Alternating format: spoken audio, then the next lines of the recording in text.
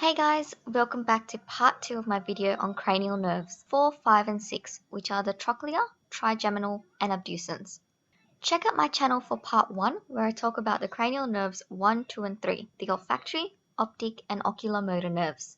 Remember, please hit like and subscribe if you're keen on tutorials related to the brain. Let's get started.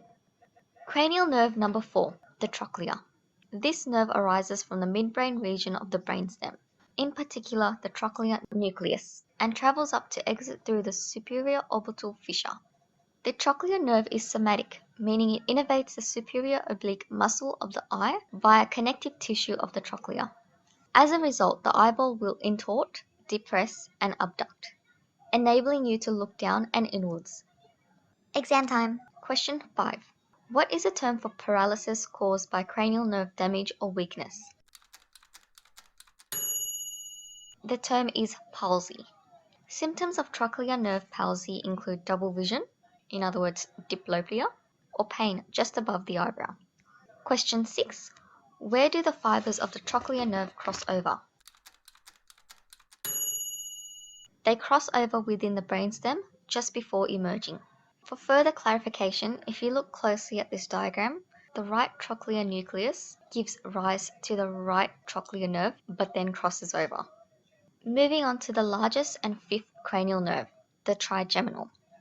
This nerve originates from the pons of the brainstem and extends into the middle cranial fossa and continues on to form the trigeminal ganglion within Meckel's cave. Just a note, the Meckel's cave is only approximated for purposes of this video. From the ganglion, the nerve has 3 branches, the ophthalmic V1, maxillary V2, and mandibular V3. And they all exit the cranial cavity shown here. The ophthalmic nerve exits by the superior orbital fissure, the maxillary exits via the foramen rotundum, and the mandibular exits via the foramen ovale. Here are the foramen again, but labeled on the cranial cavity. If you're interested in studying for an anatomy test about the foramen and fissures of the cranium, take a good look here.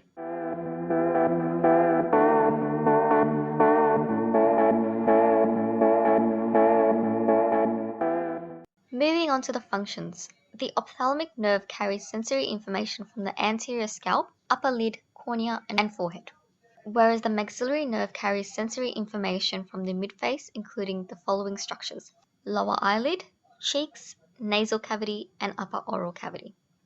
Lastly, the mandibular nerve is sensory for the lower lip, external ear, chin, and lower oral cavity.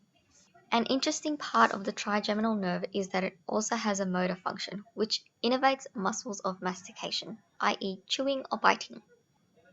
Exam question 7. Which nucleus or nuclei does a trigeminal nerve originate from?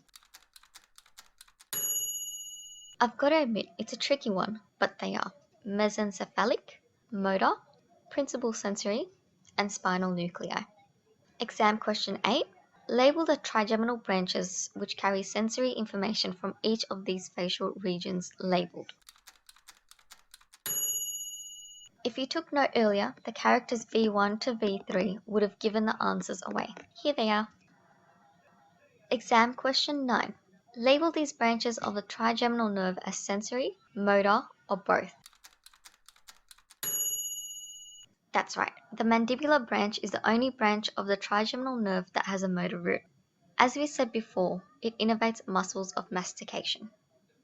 Exam question 10. What are other names for the trigeminal ganglion? It's a pretty simple one, but they are the gasserian or semilunar ganglion. Last nerve to be discussed in this video is cranial nerve number 6, the abducens nerve. The fibers of this nerve originate from the pons and, to be precise, a region called the abducens nucleus. From there, it enters the posterior fossa and follows the cavernous sinus and exits the superior orbital fissure. Finally, the fibers synapse on tissues of the lateral rectus. Remember, from part 1 of this video, the lateral rectus is a muscle of the eye. Therefore, innervation of the abducens nerve enables abduction of the eyeball, in other words, moving the eye away from the midline or nose. Exam question 11. The left abducens nerve supplies innervation to which eye, left or right? The answer is the left side. Let's zoom into this image of the brainstem. If you look closely, the abducens nerves don't cross over. Therefore, they innervate muscles of the ipsilateral side. Thank you for watching. Stay tuned for part 3. Remember to hit subscribe and the like button for more great content. Come on, what are you waiting for?